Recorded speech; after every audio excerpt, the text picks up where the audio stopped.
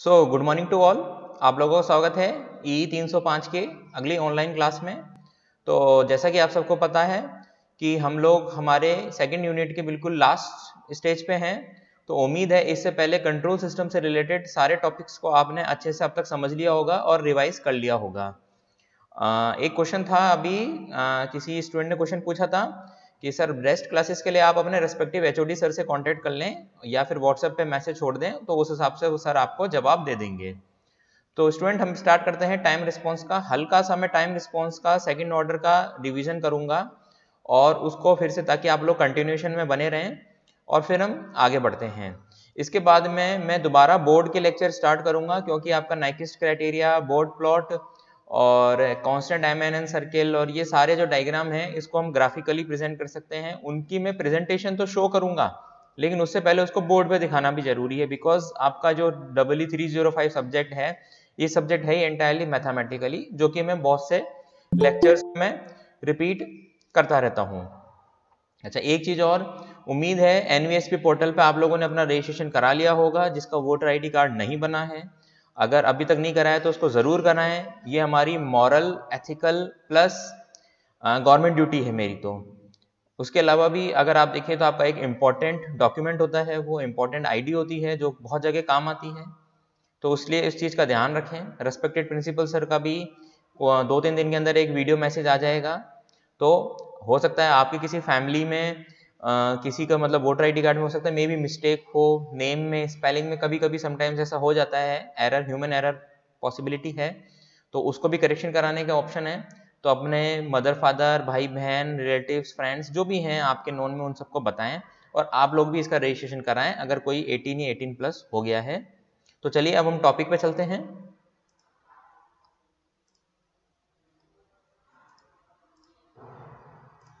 ये वही प्रेजेंटेशन मैं शो कर रहा हूँ, time response of second order system. Time response student हम समझ चुके थे और सेकंड ऑर्डर सिस्टम को भी हमने देख लिया था क्या होता है। एक बार मैं दिखा देता हूँ, ये वही reference book, automatic control system, automatic control system अलग अलग राइटर की है, कोई सा भी आप रेफर कर सकते हैं न्यूमेरिकल के हिसाब से। लाप्लास ट्रांसफॉर्म और पार्शियल फ्रैक्शन को स्टूडेंट बिल्कुल प्रैक्टिस में रखें। अगर आपने वहां पर गड़बड़ कर दी तो आपका पूरा क्वेश्चन गलत है, इनिशियल स्टेज में आपका क्वेश्चन गलत हो जाएगा। तो इस चीज को तो बिल्कुल ध्यान में रखें। ये हमने देखा था सेकंड ऑर्डर सिस्टम का ब्लॉक डायग्राम, और जो हमारा बेसिक जो आया था ओपन लूप सिस्टम का, अगर हम यूनिटी फीडबैक ना दें तो अगर सिंपल ओपन लूप माने तो ये उसका कुछ था हमारा transfer function. Omega N square हमारी थी नेचुरल फ्रीक्वेंसी, यानी किसी भी सिस्टम के अंदर कोई फ्रीक्वेंसी है वो omega N upon S into S plus 2 zeta omega N. Zeta हमारा डैम्पिंग रेशियो। इन सबको हमने सॉल्व किया था, यूनिट स्टेप इनपुट के लिए दिया था जिसका लाप्लास ट्रांसफॉर्म आया था 1/s। फिर हमने फाइनली सॉल्व किया था स्टूडेंट, ये आप देख पा रहे हैं, हमने इसको पार्शियल फ्रैक्शन से तोड़ा था। दो टर्म्स थी तो दो अलग अलग टर्म्स के लिए हमने इसको तोड़ा था, और फाइनली इसको सॉल्व करने के बाद में हमारा कुछ ये CT ये निकल के आया था, L इनवर्स लिया था जो हमने। मेन इंपॉर्टेंट चीज ये कि ठीक है, हो सकता है मैं आपको एग्जाम पॉइंट ऑफ व्यू से बताऊं कि आपने एक आध स्टेप में कोई गलती कर दी। मेन इंपॉर्टेंट आपका ये सॉल्यूशन है, ठीक है, ये वाला सॉल्यूशन। तो उसको अच्छे से देख लें और याद कर लें और प्रैक्टिस करें। फिर हमने एरर सिग्नल को समझा था। एरर सिग्नल में हमने देखा था कि कैसे जो हमने डिजायर्ड आउटपुट मतलब जो हमने इनपुट भेजा है और माइनस हमारा एक्चुअल आउटपुट, वो होता है हमारा एरर। और जाहिर सी बात है ऐसा कोई सिस्टम नहीं है जिसके अंदर एरर नहीं हो। एरर मिनिमम हो सकता है, लेकिन आइडियल सिस्टम के अंदर ही एरर 0 होता है। तो इसलिए स्टडी स्टेट वैल्यू वही होती है जब फाइनली हमारा जो भी हमने इनपुट सिग्नल दिया वो बहुत सी स्टेजेस से गुजर करके अल्टीमेटली एंड में आकर के वो सेटल हो रहा है। यानी उसको अगर हम मैथमेटिकली बात करें तो CT यानी हमारा जो आउटपुट था, और limit t tends to infinity, यानी एक ऐसा टाइम पीरियड जब हमारा स्टडी स्टेट एरर कुछ वैल्यू दे देगा। तो हमने जब इसको t टेंड्स टू इन्फिनिटी के लिए सॉल्व किया तो स्टडी स्टेट की वैल्यू आई हमारी 1, यानी अल्टीमेटली एरर इसमें 0 हो रही है, लेकिन कुछ टाइम तक, यानी स्टडी स्टेट से पहले इसकी जो वैल्यू, मतलब इसको कहते हैं हम ट्रांजिएंट टाइम, मतलब ट्रांजिएंट टाइम जब उस टाइम पीरियड में इसका कुछ ना कुछ बिहेवियर में चेंज आता रहेगा। तो उस बिहेवियर में चेंज आने पॉइंट ऑफ व्यू से ये स्टडी स्टेट अचीव नहीं कर पाता, और उस स्टडी स्टेट को अचीव करने तक ये कुछ ना कुछ एरर शो करेगा। और हो सकता है स्टडी स्टेट होने के बाद भी एरर मौजूद हो, लेकिन वो हमारी फाइनल एरर होगी। उम्मीद है ये पॉइंट समझ में आया होगा स्टूडेंट को। फिर इसके बाद में हम देखते हैं कि एक लाइन जो मैं पढ़ रहा था, at steady state there is no error between input and output, कब? जब हमने यूनिट स्टेप सिग्नल दिया था। और ये टर्म्स हमने देखी थी, ओमेगा एन हमारी नेचुरल फ्रीक्वेंसी, ओमेगा डी हमारी डैम्प्ड फ्रीक्वेंसी, और zeta omega N damping factor और एक्चुअल डैम्पिंग या डैम्पिंग कोफिशिएंट। ये स्टूडेंट नेम है, कोई सा भी एक नेम आप ध्यान में रखें। और ये हमारे उस रूट्स के सॉल्यूशन आए थे, रूट्स के यानी जो कि क्वाड्रेटिक इक्वेशन के थे। कौन से वाले? मैं अभी दिखा देता हूं आपको, ये वाला, एक सेकेंड, ये इस रूट्स के ये जो रूट्स है, ये स्टूडेंट बहुत इंपॉर्टेंट इक्वेशन है सेकेंड ऑर्डर के लिए। एस स्क्वायर प्लस 2 जीटा, ये जो अजीब सा सिंबल है अलग स्टाइल का, ये 2 जीटा है, omega N S plus omega N square. इसके जो सॉल्यूशन आए थे, इसका सॉल्यूशन ये था, ये दो टर्म्स ही हमारे आगे काम आएंगी।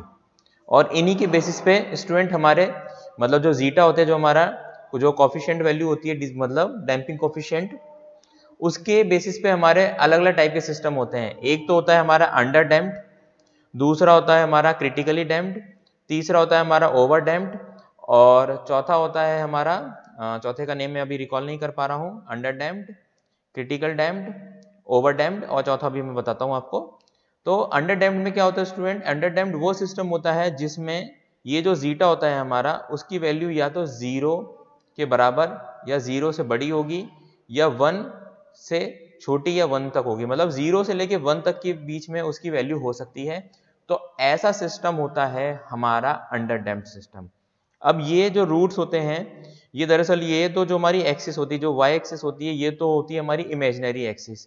इनको जब हम प्लॉट करते हैं, मतलब इनकी वैल्यू प्लॉट करते हैं, और ये होती है हमारी एक्स एक्सिस।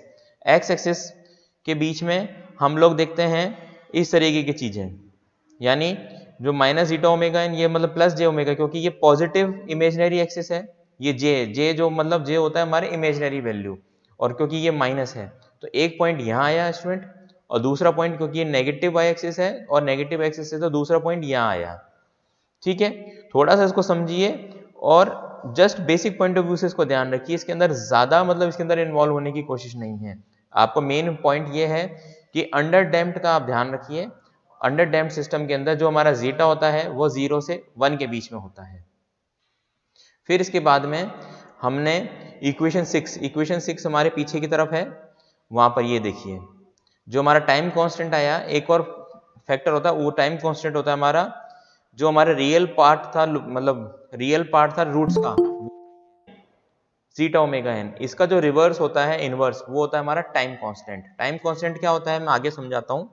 फाइनली स्टूडेंट जो हमारा आउटपुट है वो कुछ ऐसा आएगा, यानी ये चला साइन की तरह धीरे धीरे धीरे धीरे धीरे धीरे होता जा रहा है, और फाइनली ये जो हमारी फाइनल वैल्यू थी जो हमने देखी थी स्टेडी स्टेट वैल्यू, वो 1 के क्लोज होती जा रही है। मतलब लगभग कुछ एक पर्टिकुलर टाइम पीरियड को में अचीव होने के बाद में ये 1 को क्लोज कर लेगी। ठीक है, फिर एक जो इंपॉर्टेंट पॉइंट है अगला, वो क्या है? Response having damped oscillation. दरअसल डैम्प्ड का मतलब क्या होता है स्टूडेंट की, जैसे ऑसिलेट का मतलब होता है कि वो ऊपर से लेके नीचे तक, मतलब एक एक्सिस को मान के चलिए हम इसको रेफरेंस मान रहे हैं तो ऐसे चलता रहता है। अब डैम्पिंग का मतलब क्या होता है? ये धीरे धीरे धीरे धीरे ये जो ऑसिलेशन है ये कम होते जा रहे हैं, जिसको बोलते हैं हम लहरें। तो जो response having damped oscillation with overshoot and undershoot. अब ये ओवरशूट अंडरशूट क्या होता है इसको हम देखते हैं, लेकिन उससे पहले हम बता देते हैं कि ये जो रिस्पॉन्स होता है वो होता है हमारा अंडर डैम्प्ड। वो ज्यादा इंपॉर्टेंट पॉइंट है। एक होता है अनडैम्प्ड, जो लास्ट जो चौथा मैं रिकॉल नहीं कर पा रहा था। अनडैम्प्ड में क्या होता है स्टूडेंट? जीटा की वैल्यू 0 के बराबर होती है, यानी उसका जो अगर जीटा की वैल्यू 0 होगी तो उसका जो रियल पार्ट होगा वो तो 0 होगा, और जो इमेजिनरी पार्ट है सिर्फ वही एग्जिस्ट करेगा। यानी ये एक ऐसा केस होता है स्टूडेंट, ये इसमें सिस्टम कभी भी स्टेबल नहीं आता, एक पर्टिकुलर पॉइंट से वो स्विंग करता रहेगा, कभी तो ऊपर की तरफ कभी नीचे की तरफ बराबर। देखते हैं कैसे है, इस तरीके से जैसे कि आप देख पा रहे हैं, सिंपल। तो ये जो हमारा होता है इसको हम पीछे सीटी से इसको सॉल्व करना है। फाइनली इसका जो आया वो कुछ ऐसा आया, सस्टेन ऑसिलेशन। पहले में तो था डैम्प्ड, इसमें सस्टेन, मतलब ये इसी तरीके से चलता रहेगा, इसका कोई मतलब अंत नहीं है। अंत नहीं मतलब हमने इनपुट देते रहे तो आउटपुट हमें इसी तरीके से मिलता रहेगा। फिर स्टूडेंट आता है हमारा क्रिटिकली डैम्प्ड। क्रिटिकली डैम्प्ड में क्या होता है, जीटा की वैल्यू होती है 1। 1 का मतलब क्या होता है, जब सिस्टम के अंदर रियल और इक्वल होंगे, क्योंकि जैसे ही जीटा की वैल्यू 1 होगी तो हमारा इमेजिनरी पार्ट 0 हो जाएगा। 0 होगा तो मीन्स जो भी हमारे रूट्स है, यानी जो भी हमारी वैल्यूज है एस की, वो हमारे रियल एक्सिस पे डिपेंड करेंगी, रियल एक्सिस पे डिपेंड करेंगी और इक्वल होंगी। वो होता है हमारा क्रिटिकली डैम्प्ड। क्रिटिकली डैम्प्ड के अंदर ये चीजें, इसको आप देखो तो, अरे क्रिटिकली डैम्प्ड के अंदर आप देखें तो फाइनली हमारा कुछ ऐसा सॉल्यूशन निकल के आता है। ठीक है, तो इसको मैं थोड़ा सा पढ़ देता हूं। इक्वेशन 6 से हमारा ये क्लियर होता है कि जो जीटा ओमेगा एन है वो एक्चुअल डैम्पिंग, मतलब जीटा ओमेगा एन के ऊपर स्टूडेंट डैम्पिंग, डैम्पिंग का मतलब उसमें फ्लक्चुएशंस, यानी उसमें धीरे धीरे उसके हमारा ऑसिलेशंस कम होते जा रहे हैं। और जीटा इक्वल टू 1 में हमारी एक्चुअल डैम्पिंग होती है, जो कि होती है नेचुरल फ्रीक्वेंसी ओमेगा एन, और इस एक्चुअल डैम्पिंग को ही हम बोलते हैं क्रिटिकल डैम्पिंग। मेन इंपॉर्टेंट अभी तक जो मैंने पढ़ाया, हमारे 3 टाइप के हमने देखे। एक तो हमने देखा ओवरशूट, ओवरशूट में हमने देखा अंडर डैम्प्ड, एक देखा हमने क्रिटिकली डैम्प्ड, और उससे पहले बीच में हमने देखा अनडैम्प्ड। और वो सब कुछ किसके ऊपर डिपेंड कर रहा है, हमारे ये जो स्पेशल सिंबल है जीटा, इसके ऊपर। और इसको हम बोलते हैं damping ratio. The ratio of actual damping to the critical damping is known as damping ratio zeta. ठीक है, और इसका टाइम कांस्टेंट आया वही सेम 1 जीटा ओमेगा एन।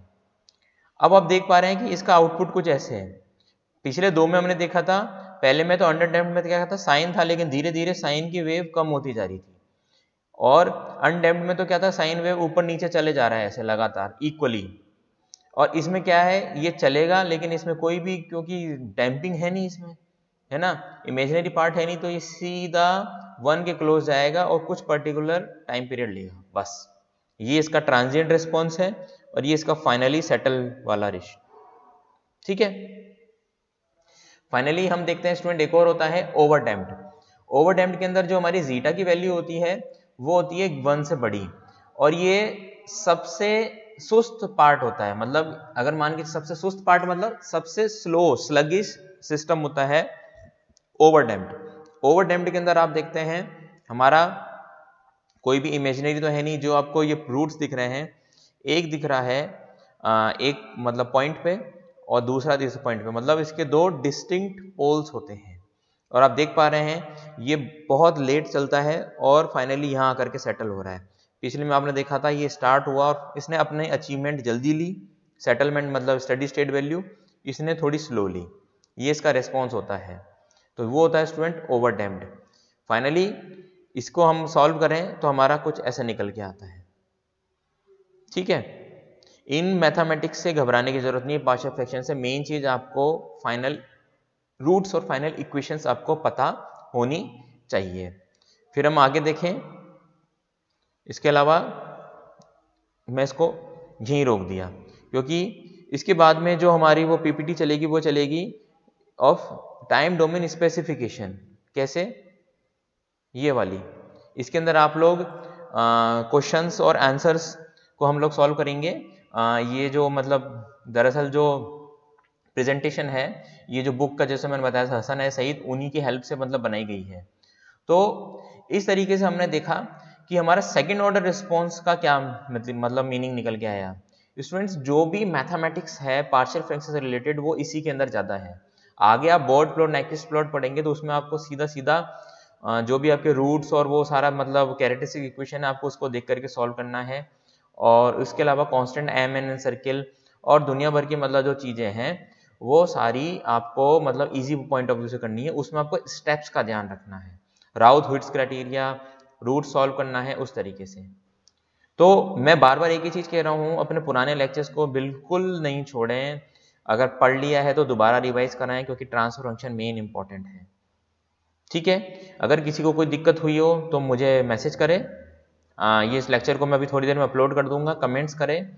और मेन चीज़ थोड़ा सा एक्टिव दोबारा हो जाएं, एग्जाम्स ओवर हो गए, कल प्रैक्टिकल पूरे हो गए, आज एक मैकेनिकल डिपार्टमेंट का और है, मंडे से आपकी क्लासेस कंप्लीटली रेगुलर हो जाएंगी, ठीक है। और किसी सब्जेक्ट में अगर इशू है तो आप रिस्पेक्टेड एचओडी से बात करें, मेरे सब्जेक्ट से आप मेरे से कुछ भी मतलब पूछ सकते हैं, और कुछ मेरे पास में और किसी सब्जेक्ट से रिलेटेड मटेरियल होगा तो मैं डेफिनेटली प्रोवाइड करा दूंगा, ठीक है। Thank you so much students.